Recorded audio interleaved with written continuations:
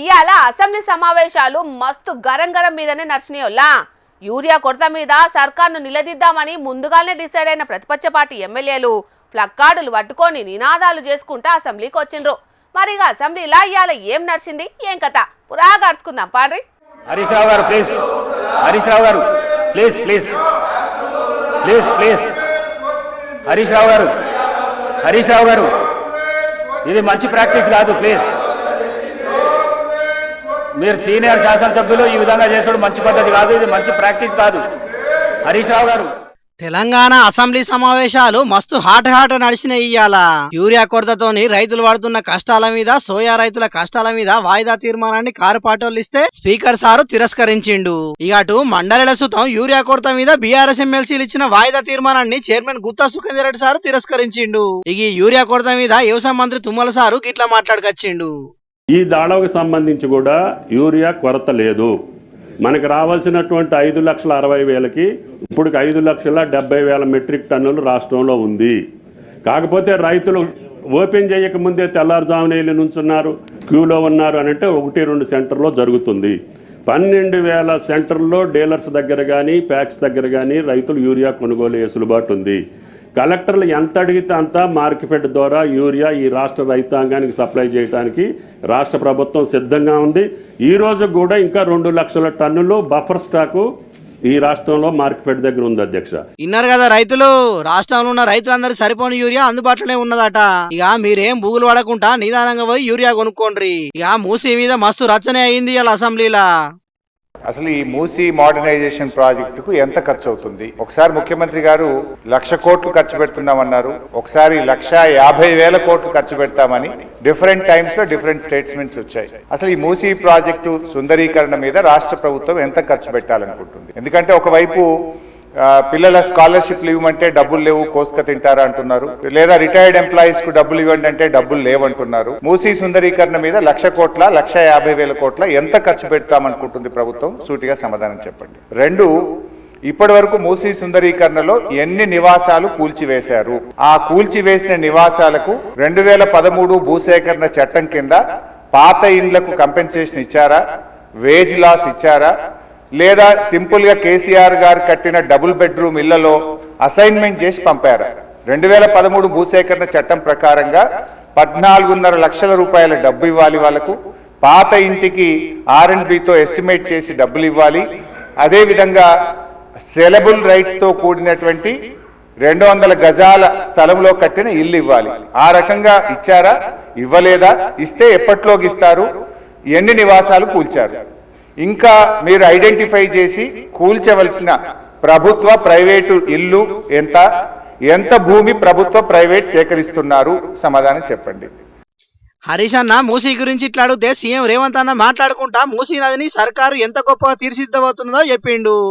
అందుకే ఈరోజు మూసీ నది పరివాహక ప్రాంతాన్ని నైట్ ఎకానమీగా మారుస్తా అని చెప్పిన అధ్యక్ష.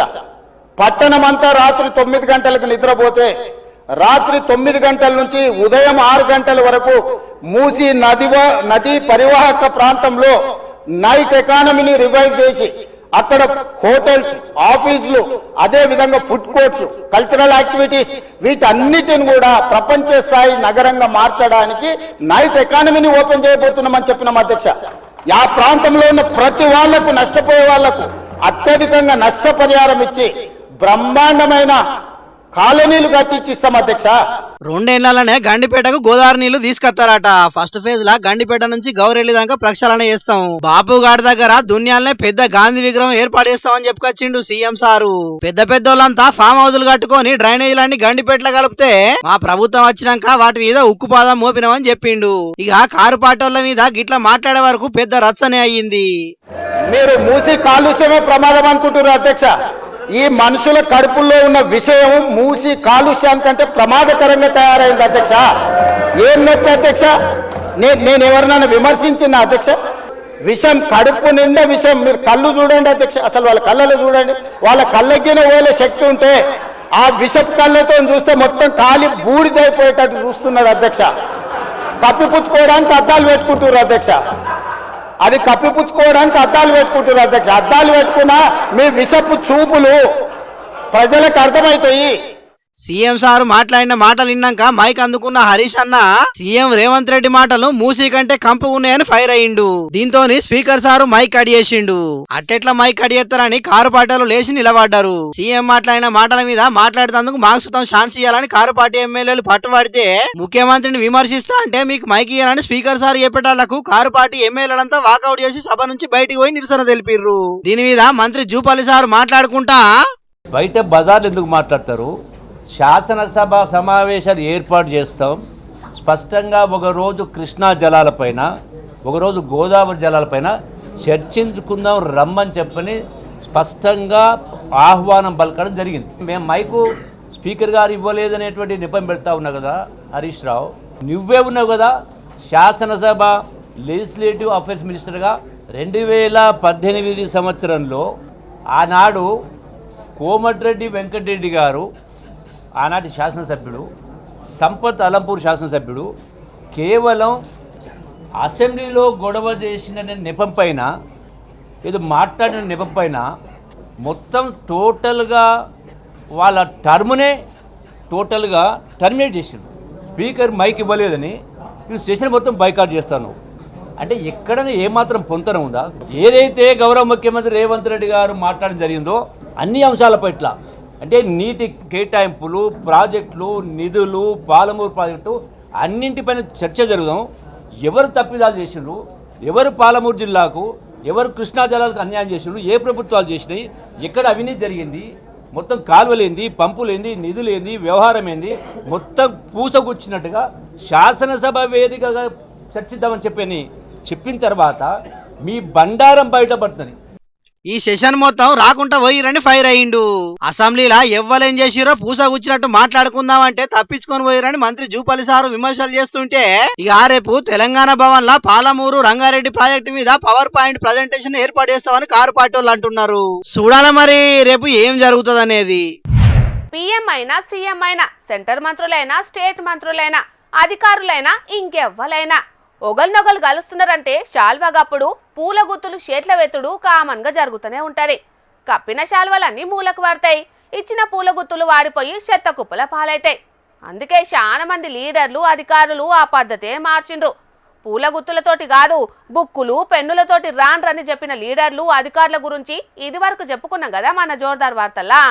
అట్లనే గీ కలెక్టర్ సార్ కూడా కలెక్టర్ సార్ అని ముచ్చట చెప్పి షాపుల చెద్దర్లు చూపెడతారేందోల్లా అనుకునేరు. మెదక్ జిల్లా కలెక్టర్ రాహుల్ రాజు సార్ పిలుపుతోటి పోగైనా కొత్త చెద్దర్లు ఇవన్నీ.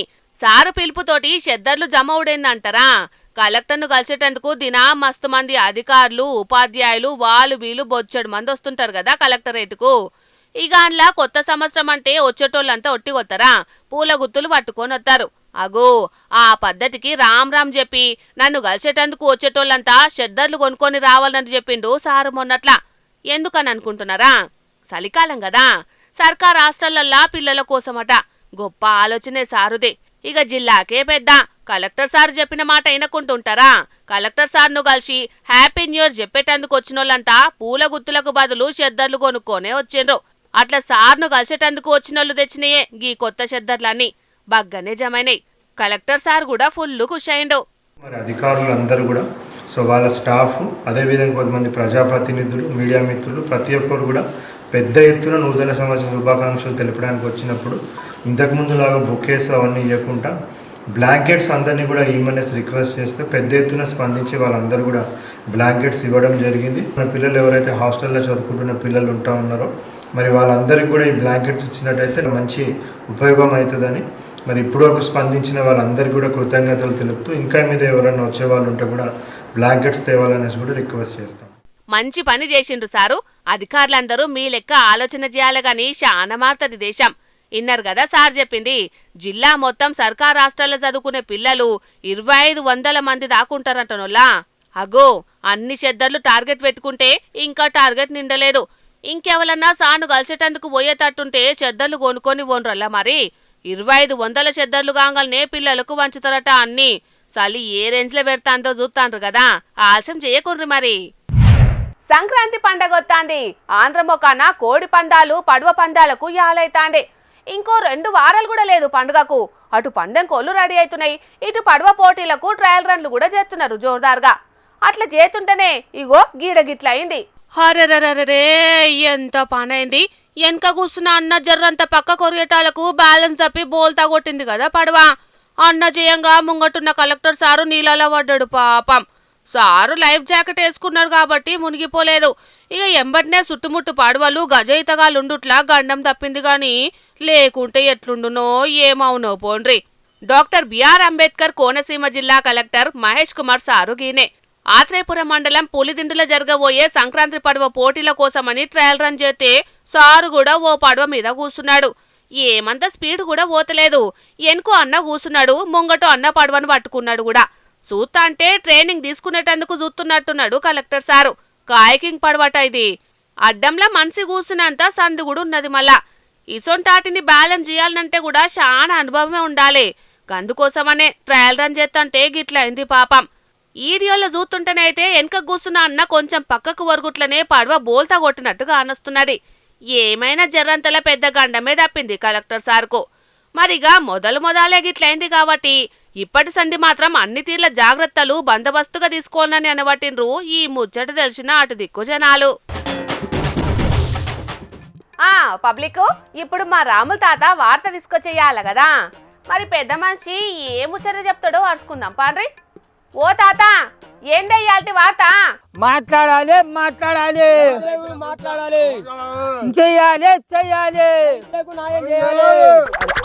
నేను మాట్లాడాలని గిట్ట నా నోరంతా పోవంగా నేను మాట్లాడుతా. నువ్వేంద్రా పెండ తిన్నాడు తింటాడు వేద్రా నీ బతుకులకు వచ్చే ఏం మనిషివిరా నువ్వు? ఆకలి అవుతుందా? ఏంది వీడు మనిషేనానే? ఇంకా మనకు సర్కారు న్యాయం చేయకుంటే మన గురించి మాట్లాడకుంటే ఆ మరణ నీరు తీసుకొచ్చేద్దామని అన్నాడు. ఇంకా చేస్తావా ఆ మరణ నీరు తీసుకు? ఎల్లి మళ్ళీ కలిసినట్టు మంచిగా కలిసిండ్లు ముసలోరా మీరు. ఇంతకీ మీ రైతులకు ఎవరు న్యాయం చేయాలి, ఏమని న్యాయం చేయాలనో అది చెప్పరాదుండ్రి. మా రైతులకు ఊరియా బత్తాలు దొరుకుతలేవు, వాటి గురించి అసెంబ్లీలో చర్చ పెట్టాలి. అట్లనే మా రైతులకు ఇప్పుడు ఆసంగి పంటకు వేస్తామన్న రైతు భరోసా కూడా ఎప్పుడు వేస్తారు అనేది సర్కారు మాకు చెప్పాలి. అది చెప్పేదాకా మేము ఇడిచిపెట్టాం. అందుకే మేము ధర్నా చేస్తాం. చెయ్యాలి న్యాయం చేయాలి, మాట్లాడాలి అంతే. అవునే, దాని గురించి మాట్లాడాలని బీఆర్ఎస్ పార్టీ ఎమ్మెల్యేలు స్పీకర్ సార్ కి కాగితం రాసిస్తే దాన్ని తిరస్కరించిండు. అగో అత్యంత తిరస్కరిస్తారు. మా రైతుల కట్టాలు కావా? ఈ చలిల గజ వనుక్కుంటా తెల్లారక ముందే నిద్ర లేచి పొయ్యి ఊరియా బత్తాల కోసం పొలగాలను సంకలు వేసుకొని లైన్లలో నిలబడతాను. అయినా కూడా 3-4 ఎకరాలున్న రైతుకు కూడా ఒక్క ఊరియా బత్త చేతిలో పెడతాడు. ఇక మేము ఎట్లా పంటలు పండియాలా, మా అప్పులు ఎట్లా తీర్చుకోవాలి చెప్పుర్రి? ఇది న్యాయమేనా సర్కార్ది? చెప్పేమరా తింజాపు? అది ఆ సర్కారే ఆలోచన చేయాలి. మరి నువ్వు నేను అనుకుంటే ఏమొత్తది చెప్పే? సర్కారుకు మా రైతులకు న్యాయం చేయాలనే ఆలోచనే ఉంటే, మా పంటలకు సరిపోయే అన్ని ఊరియా బత్తాలు ఇచ్చే ఆలోచనే ఉంటే, అసెంబ్లీలో మా రైతుల గురించి మాట్లాడేటందుకు సర్కారు ఎందుకు వెనుకడిగేస్తుంది చెప్పు? మైకుల ముంగదికి వచ్చిందని అంటే ఆ అవతల పార్టీల మీద దుమ్మెత్తి పోసే అంత యావా మా రైతుల కట్టాల గురించి ఆలోచించేందుకు ఎందుకు ఉంటలేదు చెప్పాలి. అవును, కేసీఆర్ సార్ను హరీష్ రావు సార్ను నీళ్ళ ముచ్చట్ల మీద రాళ్లతోటి కొట్టి చంపినా తప్పులేదన్నట్లు మాట్లాడుకొచ్చిండే ముఖ్యమంత్రి సారు. ఆ ముచ్చట్ల గురించి మేము మాట్లాడం. అదేదో ఆ పార్టీలను అధికార పార్టీలు చూసుకుంటారు. మాకెందుకు ఆ పెంట? మాకు అవసరం లేదు. అసలు ఈ సర్కారుకు మా రైతులకు న్యాయం చేసే ఆలోచన ఉంటే ఎందుకు దాచుకుంటుంది? అసలు న్యాయం చేసే ఆలోచన, మా రైతులకు ఊరియా బత్తాలు ఇచ్చే ఆలోచన ఉంటే మమ్మల్ని ఎందుకు ఇంత గోసపుచ్చుకుంటుంది సర్కారు? అవునే తాత, దాని గురించి అసెంబ్లీలో చర్చించాల్సింది సర్కారు. మరి ఆ ముచ్చట్ను ఎందుకు తిరస్కరించిందో అర్థమైతలేదు. అరే వెంకటేష్గా, నువ్వు ఈ ముచ్చట మీద చాలా లోతుగా ఆలోచన చేయాలరా. సర్కారు అసలు మన రైతులకు ఊరియా బత్తాలు ఎందుకు ఇస్తలేదు, మనకు న్యాయం చేసేందుకు అసెంబ్లీలో మాట్లాడమనంటే ఎందుకు అనకాడికి వేస్తుంది అనేది నువ్వు లోతుగా ఆలోచన చేసి ఎవరైనా అడిగినప్పుడు మైకుల ముంగట మాట్లాడాలి నువ్వు. కానీ నేను ప్రిపేర్ అయ్యి రాలేదా?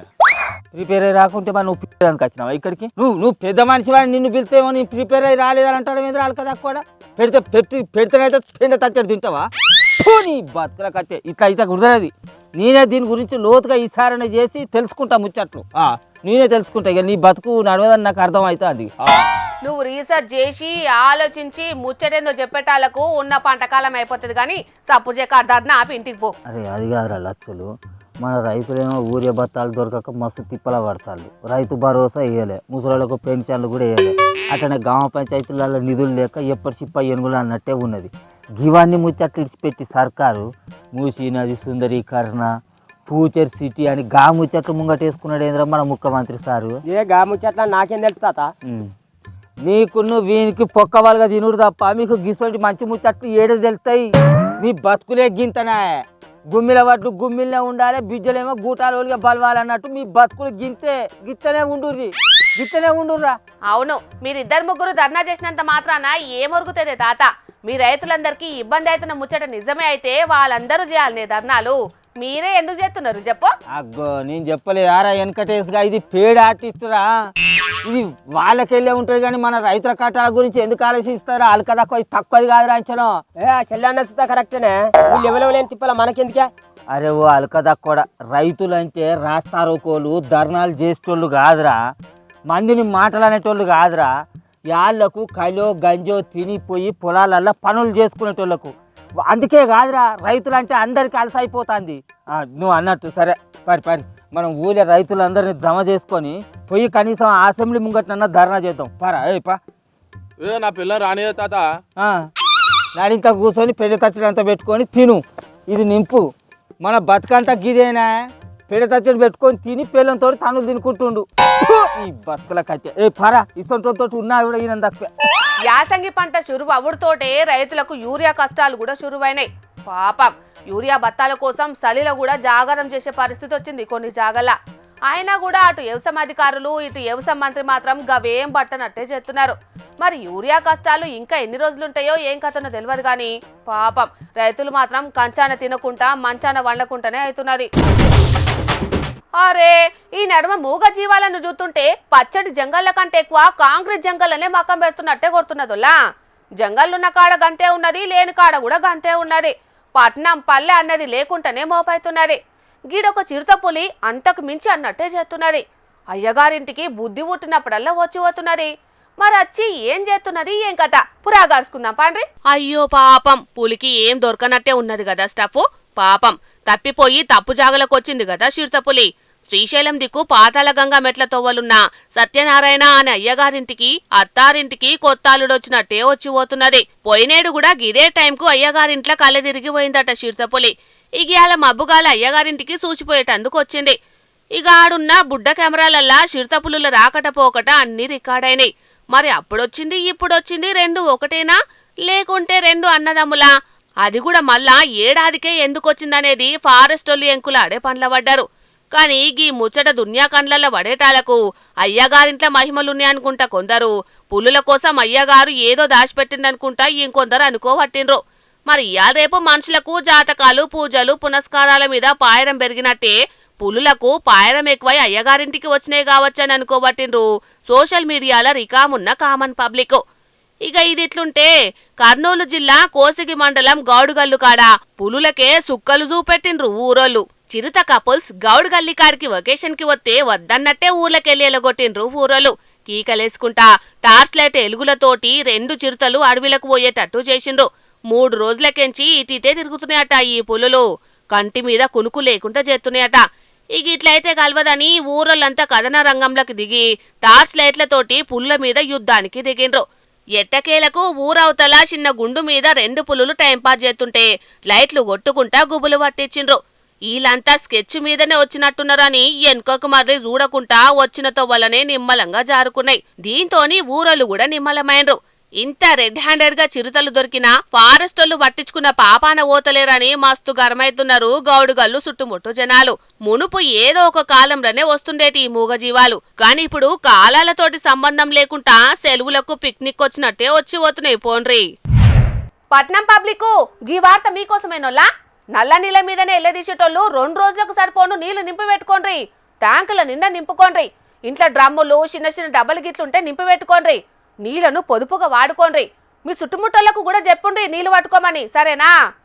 అగో ముచ్చట చెప్పకుండా గీ జాగ్రత్తలు ఎందుకని అంటారా? అయితే చూడుండ్రి ముచ్చటేందా. ఓష్ని పని సల్లగుండా నీళ్ళన్నీ ఉత్తగబోతున్నాయి కదా, తాటి చెట్టు అంత ఎత్తేగా జిమ్ముతున్నాయి నీళ్లు. రామగుండంకెంచి పట్నానికి నీళ్లు పంపే పెద్ద పైపు లైను కరీంనగర్ జిల్లా మానుకొండూరు మండలం జగ్గయ్యపల్లి శివార్ల పక్కున వలిగింది. మరి ఎట్లయిందో ఏందో తెలియదు గాని అంత పెద్ద పైపు లైను పక్కున వలిగేటాళ్లకు నీళ్లన్నీ నేలపాలైనాయి. చుట్టుముట్టు వ్యవసాయం కరెంటు లైన్లున్నాయట. వీటిని జప్పున బంద్ చేసిండ్రట కరెంటోళ్లు. పైపు లైను పక్క పొంటున్న తాటి చెట్లే కింద పడ్డాయంటే నీళ్ల రువ్వడి ఎంతున్నదో చూడుండ్రి.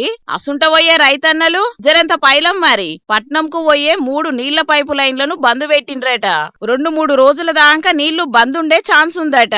నల్ల నీళ్లు వాడే పట్నం పబ్లిక్ ఉన్న నీళ్లను జాగ్రత్తగా వాడుకోండ్రి. అట్లనే ముందుగాలనే ట్యాంకర్లతోని నీళ్లు తెప్పించుకునే ఆలోచన చేసుకోండ్రి. మరి మా మతమే గొప్పది, మీ మతం అగ్బది. ఈ దునియా అంతా మా వల్లే ఉండాలి, మా మతమే గెలవాలని నిత్యం దునియా అంతా ఏనవో జాగల కొట్టుకు జత్తనే ఉన్నారు కొందరు. మనుషులను ఇడదీసి మనిషిని మనిషిగా చూడని ఆటి కోసం యుద్ధాలు చేస్తున్నారు. మీరు వేరు మేము వేరు అని మనుషులను ఎడవాపుతుంటే మనిషి మానవత్వం ముంగట మతాల గోడలు చిన్యాన్ని చూపెడుతున్నారు గీడ కొందరు అన్నాలు. మానవత్వానికి మతాలు అడ్డం కాదని నిరూపణ చేస్తున్నారు.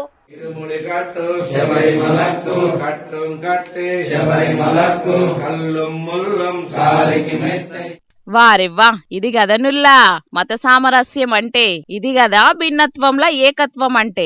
మానవత్వానికి మతాల అడ్డం కాదని చూపెడుతున్నారు జగిత్యాల జిల్లా మెట్పల్లి కాడ అయ్యప్ప స్వాములు. ముస్లిం అన్నలు ఏదన్నా పండుగ అయితే ఏ మత పొల్లు ఆ మత పొల్లనే దగ్గరికి తీసి సంబురంగా జరుపుకునేది చూస్తుంటాం. కానీ మెట్పల్లి కాడుండే కుతుబుద్దీన్ పాషా అనే గీ అన్న అయ్యప్ప భక్తులకు అన్నప్రసాదాలు పెట్టి అందరం సమానమే అని చూపెడుతున్నాడు. దగ్గర 25 మంది అయ్యప్ప స్వాములకు భిక్ష పెట్టి పాషాన్న ఇంట్లో చేయి గడిగిపిచ్చిండు. భక్తిగా అయ్యప్పను దలుసుకొని పాషాన్న పెట్టిన పరమన్నాలతోని కడుపు నింపుకున్నారు అయ్యప్ప స్వాములు. ఇక ఇంత సేవ చేసిన అన్నను మెచ్చుకోకుంటే ఎట్లా అని పాషన్నను అయ్యప్పలు శాల్వతోని సత్కరించి దీవెనార్తులు పెట్టిండ్రు. మరి అయ్యప్ప స్వాములకు భిక్ష ఎందుకు పెట్టాలనిపించిందే పాషన్న? అయ్యప్ప స్వాములకు అన్నప్రసాదం చేయడం నిజంగా నా అదృష్టంగా భావిస్తున్నాను. ఎందుకంటే ఈ రోజులలో హిందూ ముస్లింలు గొడవలు పెట్టాలని సృష్టించుతుండ్రు. దానికి భిన్నంగా ఈ రోజు అయ్యప్ప స్వాములకు నేను అన్నప్రసాదం చేసి హిందూ ముస్లిం భాయ్ భాయ్ అని ఒక నిదానం ప్రజలకు తెలపాలని అన్నప్రసాదం చేయడం జరిగింది. సూపర్ అన్న, నీ ఆలోచనకు నీ ఆచరణకు హ్యాట్సాఫ్. దునియా మీద అందరు పబ్లిక్ నీ లెక్కనే అనుకుంటే గిన్ని కొట్లాటలు పంచాదులు ఉండనే ఉండేయి. జనాలు చూసిండ్రు కదా, గీల లెక్కనే కలిసిమెలిసి మత సామరస్యాన్ని కాపాడి బయటి దేశాలకు ఆదర్శంగా నిలబడాలి. ఏమంటున్నాం?